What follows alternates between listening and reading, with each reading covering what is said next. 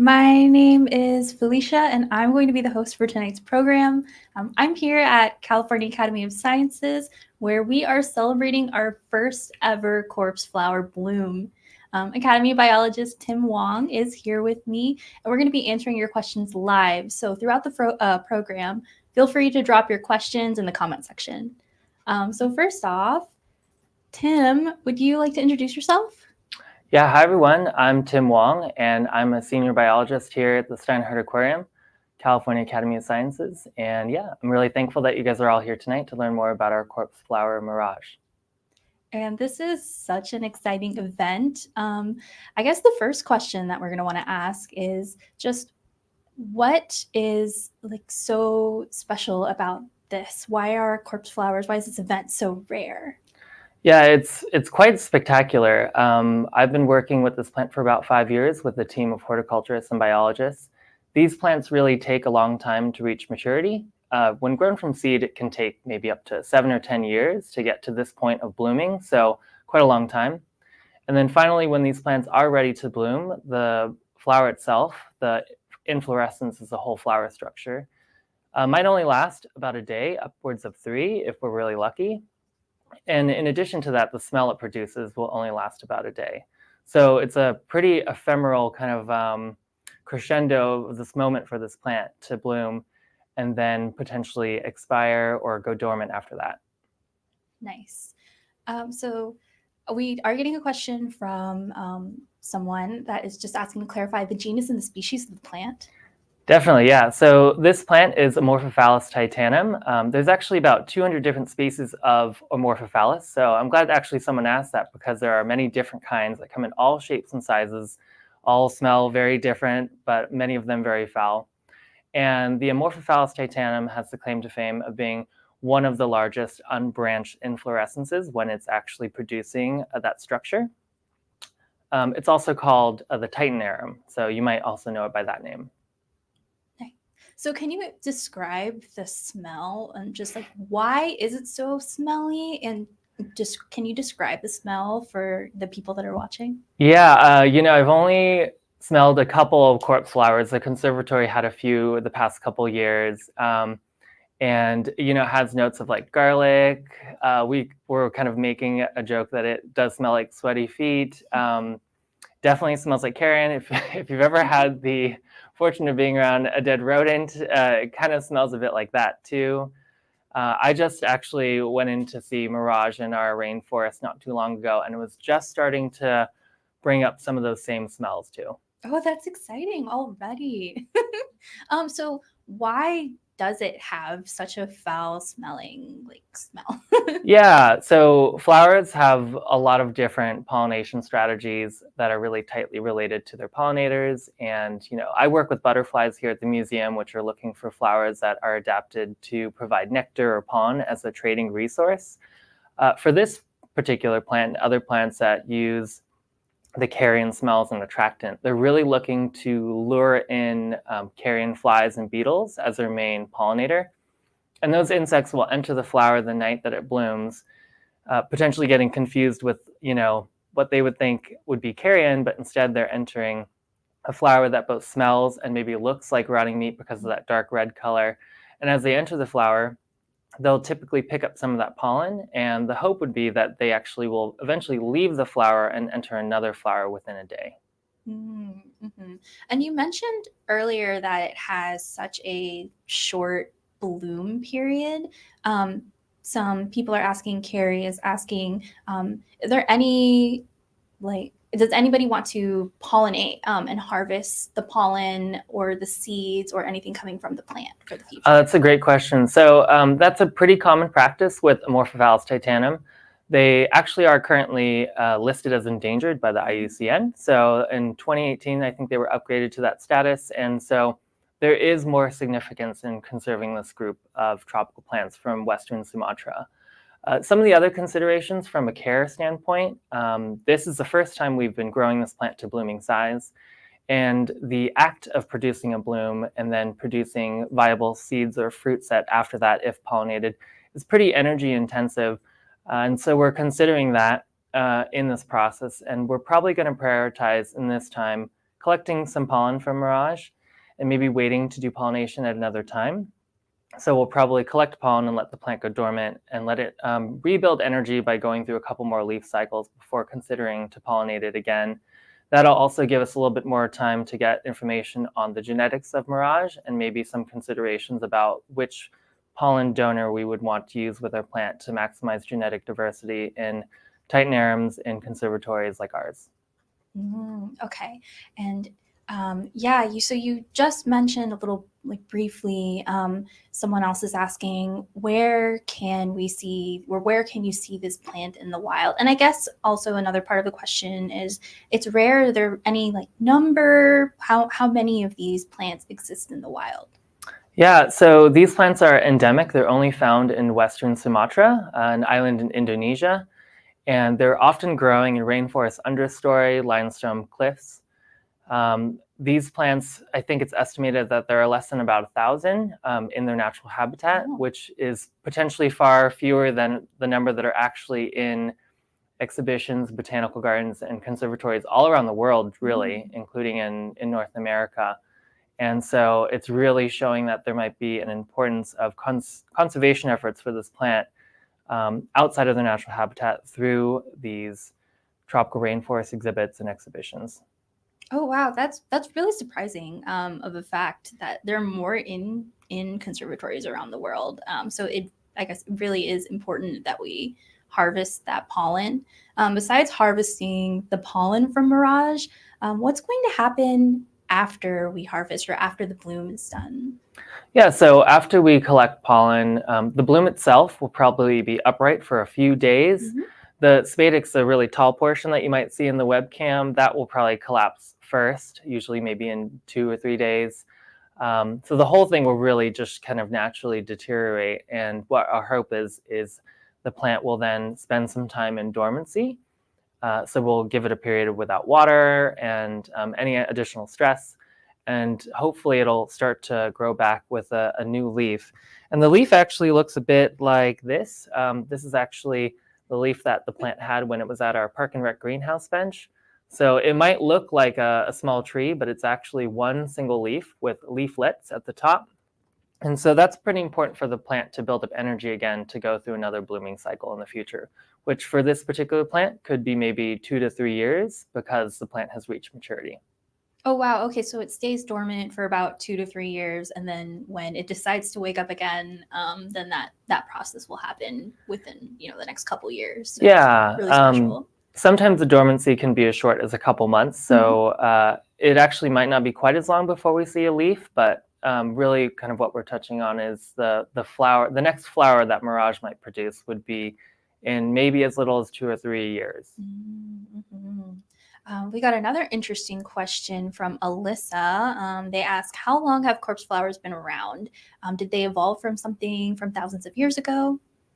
That's a great question. I'd have to do a little bit more digging to figure that out. But what I can tell you is that corpse flowers belong to the plant family Araceae, or aroids. And today many people are actually quite familiar with aroids because many people grow them at home.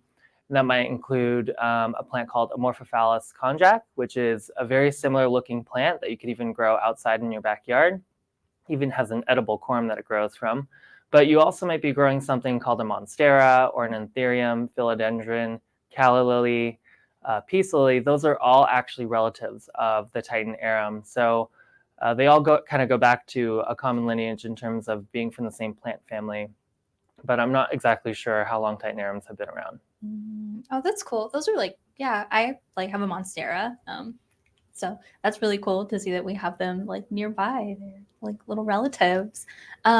Rachel asks, do you have to provide a lot of care for Mirage in terms of water and food? And then has that differed during this process when Mirage has been dormant versus blooming? I can tell we have some budding horticulturists in the audience, which is pretty cool. Actually, yeah. So these plants actually, technically, they're not the hardest to care for, especially when they're growing a leaf. They love lots of water, fertilizer, potting soil with excellent drainage, because the corm itself that they grow from can be prone to rot. But during that time, as it's growing a leaf, it really is trying to collect as much water, nutrients, and sunlight as possible, and really investing that energy back into the corm. And so the corm can actually grow quite substantially in size.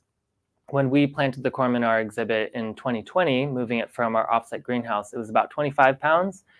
We haven't measured that corm since then because we didn't repot it, but typically it's usually between 50 and 100 pounds that they might be blooming at the size that the flower we have is right now. And in terms of the care as the plant's changing over time, for example, even when it has a flower, we've actually been learning a lot from other exhibitors that grow this plant. And some people water them more, fertilize them more, other ones don't. Our exhibit's quite unique in that we pretty much have 12-hour photo period year-round, consistently warm temperatures. And so we're kind of being cautious in how much we water the plant. We are giving it some water during this time, but not too much. We're not really fertilizing it either.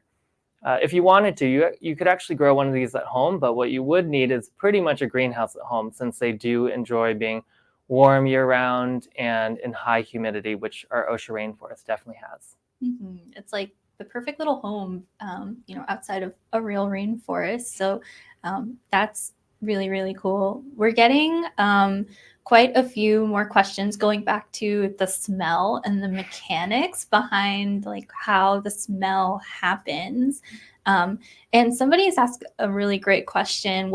Do you know the chemical mechanism behind the smell? Like what exactly chemically is making that happen? And oh man. Yeah, I actually have a whole sheet on that downstairs. But what I can tell you is that the spadix itself, that really tall vertical portion of the plant, heats up significantly. So we're actually going to be taking temperature measurements tonight, and with a thermal imaging camera, visualizing where those hot spots are, and if it's consistent over the night or if it's kind of pulsing and getting warmer periodically. But that heat really helps to disseminate and spread that smell to hopefully attract carrion-attracted pollinators and beetles and flies in particular. So it should get really hot and really stinky at some point. Oh, and how hot is it going to get? Yeah, so it varies by flower. So some horticulturists might get readings of the mid 80s. I think they've also been measured upwards in the high 90s, like 99 degrees Fahrenheit, which is pretty close. That's hot. Pretty much body temperature if you had a fever. So they can get quite hot, and it's really just such a great example of how much energy this plant is putting into this flower, not only in its growth and the size, but also into producing heat. Yeah, it's really just putting all of its energy into this one act, and then it's like, I'm going to do this one big show, and then I'm going to go back to sleep for a little bit. Yeah. I know what that's like. Yeah. Somebody is asking, is this a true flower or an inflorescence? And also, what's the difference? So we would call this an inflorescence. So it's actually a collection of smaller flowers put together. And when you look at the corpse flower, it kind of has a vase shape, and the spadix is right in the middle. The space is actually what's creating that vase shape. It's actually a modified leaf. And the flowers are way down inside of that structure. And there's actually hundreds of them that line the bottom of the spadix, with male flowers on the top, female flowers on the bottom. And the female flowers actually mature first and are receptive to pollen before the upper male flowers even produce pollen. And that's a strategy the plant uses to reduce self-fertilization. And so a simple flower would be, something with 5 petals, and it's one giant single flower. And kind of coincidentally, it's also called a corpse flower, but it's actually a Rafflesia. And so that would be the largest single flower compared to the corpse flower, which is one of the largest unbranched inflorescences. Okay, perfect that you just mentioned the Rafflesia. Ethan in the comments asked, are there efforts or is anybody trying to grow the Rafflesia as well? It's a really fascinating plant. I'm sure that there are people working on trying to grow them. Part of what makes them really challenging, though, is that they're actually parasitic. So they need a host vine. I believe it's Tetrastigmia. And so you would need a parasitized vine in order to host the Rafflesia and successfully grow it in bloom. So I think there are a lot of complicated growing conditions and needs for getting that to be successful. I'm not quite sure if anyone's working on that right now, but I wouldn't be surprised if there are. Yeah, I mean, just in learning about the corpse flower myself, seeing all of the conditions needed to make, Mirage happen is just pretty amazing. That's why it's so special. Yeah. Let's see. Jane is asking, are there the right type of pollinators in the Osher Rainforest? I know you mentioned carrion beetles. Any other pollinators of the corpse flower? Yeah, that's a good question. What I really love about working in the Osher Rainforest is that it is kind of like a contained living space, and you kind of never know what different microfauna you might find in there. I did actually notice a couple more flies flying around the flower when I was in there earlier, so there could be a couple things that are really attracted to it, and I actually even noticed them starting to linger around the flower yesterday, which could have been a cue that it was getting ready to bloom. But I think we'll find out more tonight. Oh, that's exciting. What about the non-pollinators? I guess we have the birds, the macaws that are in there. How are they interacting with it, or are they avoiding it? Yeah, so far I haven't noticed really any strong interactions. It's actually really quite beautiful seeing the butterflies flying around this plant, but I haven't seen any strong indications of interactions that are intentional. In other words, I don't see anything that's being drawn to the flower that isn't necessarily drawn to something that smells like rotten meat. Cool. We have some questions asking more about the texture of the flower. You've been up close and personal with the flower. So does the flower feel papery or leathery, or can you speak more of the texture on, everybody that's never going to get to touch it? Yeah, it's been pretty special to take measurements on the plant each day. And so we do get to interact with it and touch different parts of it carefully, obviously. The bracts that just have fallen off of the bottom, that's another type of modified leaf, have kind of dried out. So they're a bit papery, and those help to protect the bud as it's initially kind of coming up. The space itself is a bit soft and fragile.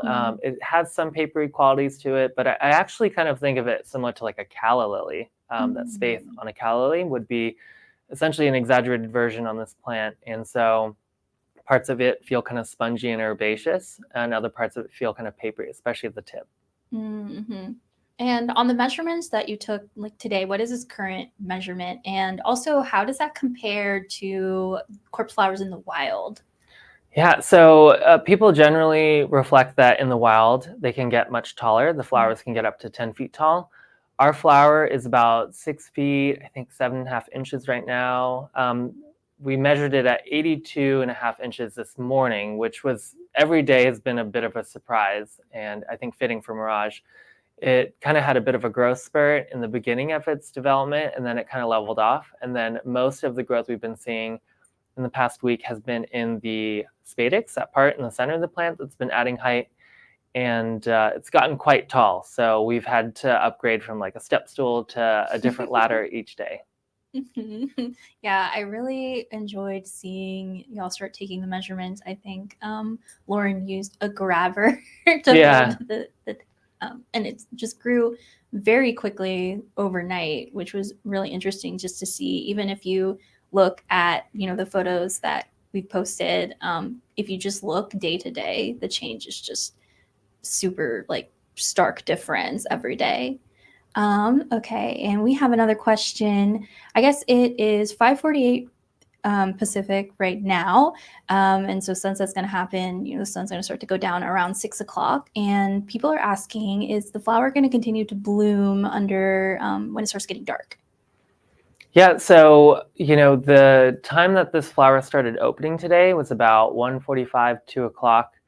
That's actually kind of typical for other flowers that have bloomed in our region, including the Conservatory of Flowers and California carnivores. So we kind of ask them like, when did their blooms open up? And we expect that ours will continue opening throughout the night, with it peaking sometime later, maybe like midnight. We'll be here for a portion of the night to observe it and kind of monitor it and take measurements. But we expect that it'll still be pretty open in the morning. So if you get a chance to come in at 10 o'clock when we open, you should see the flower pretty open. Oh, yay. Yeah, that's going to be really cool. I'm like kind of scared of smelling it, but also very excited. And somebody else is asking, do corpse flowers bloom in a specific season or any time of year, especially in the wild? That's another good question. So in North America, and usually north of the equator, it's usually a summer blooming plant in typically conservatories and botanical gardens that have outdoor greenhouses. That could be due to a lot of factors. It could be due to photoperiod, those long summer daylight hours, or just average general increase in temperature in those conservatories and greenhouses in the summertime. So you might notice that they might pop up in the news a bit more around 4th of July, August into September, maybe even October. Kind of part of what makes this bloom that we have here at the museum so unusual is that it's very early in the season to actually have a bloom. And that could be due to, we have artificial lighting in our exhibit, about 12 hours of photo period every day. And we have pretty warm, elevated temperatures all the time. So it's possible the plant responded to that as if it were summertime. What I have heard is that corpse flowers that are growing in their natural environment or other gardens that are closer to the equator, closer to where this plant's naturally found, their blooming period can be actually a bit more sporadic. So there's still definitely a lot more that we're learning about these plants. Mm-hmm. That's really cool. We got a nice question. Why the name Mirage? Well, we picked this name because we felt that this plant has been very mysterious and eluded us from the very beginning. From in mid-January, when the bud was developing, we couldn't tell if it was a leaf or a flower, but we just partially figured that since it was, in our eyes, the wrong time of the year for it to produce a flower, we all kind of thought it was a leaf, and we were thinking it was a leaf, and we weren't even really thinking too much about it until maybe mid-February, when we realized that it was actually a flower, revealing the spadix and the spathe. So, I felt like all along the way we were learning so much about this plant and constantly seeing small surprises, even up to the moment of blooming today. And so that's one of the reasons why we picked that name. I think it's very fitting for the plant. And you mentioned a little bit earlier, Mirage has actually been at the Academy for a little while. Could you speak on that? Before Mirage started growing its leaves this year, where was it being kept? Yeah, if you've been to the Academy within the past 5 years, you probably have walked right by our corpse flower. It actually was growing in our canopy, our third story of the Rainforest of the World exhibit. And we had it in a big round pot, the same pot it's growing in today, near one of our bird cages that the birds fly in and out of to get food every day. And we had it just kind of tucked there in the corner. It looks a bit like a tree as a leaf form. So it has kind of a mottled petiole, and it has leaflets at the top. And so quite literally right over your head. So if you weren't really paying attention for it, it could kind of blend in with a lot of the other amazing green foliage we have in there. And so we've been growing the plant for 5 years in our care, but only about 3.5 years in the Osher Rainforest exhibit, and prior to that, a couple years at Park and Rec. And what I think is truly special too is this plant was a gift from the Conservatory of Flowers as a small plant. And it's just really cool to see our different institutions collaborating. Mm-hmm. That's really cool. So if you have been, like you said, in the last 5 years, you just walked by this plant and never noticed it. Especially when you showed the pictures of the leaves before the bloom. I would have walked past that and thought it was a tree. Right. Yeah. We're getting questions about the size. Why did just corpse flowers in general evolve to be so big? Or maybe what advantage does this size, confer? Yeah, that's been definitely discussed. One idea is that maybe by having this larger flower that's just putting so much effort and energy into all of this heat and then dispersing that rotten carrion smell, it becomes a more effective way of dispersing that smell and attracting pollinators. And if that relationship is really efficient, it can increase their opportunity for survival and dispersion of genetics. So it's possible those are some of the traits that maybe were selected for over time. That does become more challenging as there are fewer and fewer individuals of corpse flowers in their natural habitat, so they might be farther apart, or the timing of the blooms might be a little bit off.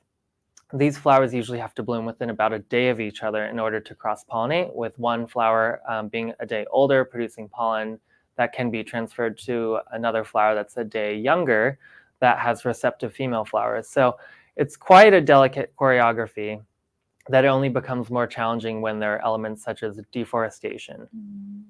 Okay, yeah, that's actually my question is, why is it endangered in the wild? It's a combination of just the like reproductive strategy, or just a combination of deforestation, or what's going on? Yeah, the main threats this plant's facing are pretty common for a lot of other tropical plants and animals, but loss of habitat disruption. One of the main crops, oil palm or palm oil, is often kind of pointed at for reducing a lot of the habitat this plant was formerly found in. Okay, so yeah, definitely super important that this plant is being conserved. Can you actually speak? You mentioned it just briefly that we got this as a gift from the Conservatory Flowers, but what's that partnership been looking like, and maybe a little bit of like Mirage's origin story?